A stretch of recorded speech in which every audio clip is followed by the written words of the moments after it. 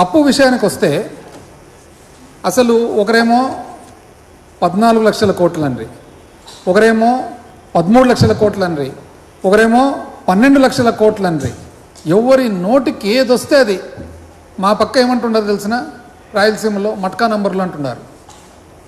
ప్రజలు ఎన్నికలప్పుడు ఇది ఏమో అని అనుకున్నారు. ఇప్పుడు అందరూ కూడా గమనించుకున్న తర్వాత, ఎందుకంటే ప్రభుత్వంలో ఉన్న ఎవరైతే బాధ్యత గల మనుషులో వాళ్ళే చెప్తున్నారనమాట ఏది ఎంత అనేది.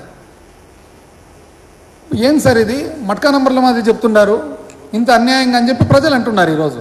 ఇప్పుడు ఒక వ్యక్తికి జీవితకాలం అంతా అబద్ధాలు చెప్పొచ్చు, అవాస్తవాలు చెప్పొచ్చు, అందరికీ ఒక్కసారి చెప్పొచ్చు.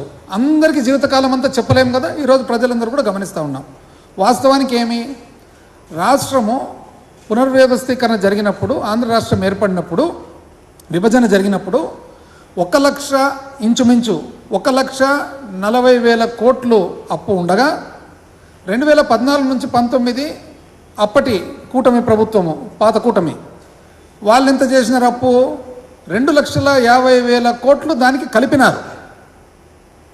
అంటే ఏ శాతంలో పెరిగినారు? సంవత్సరం మీద సంవత్సరం ఇంచుమించు 22.5%. అంటే సంవత్సరం మీద సంవత్సరం 22.5% పెరిగింది.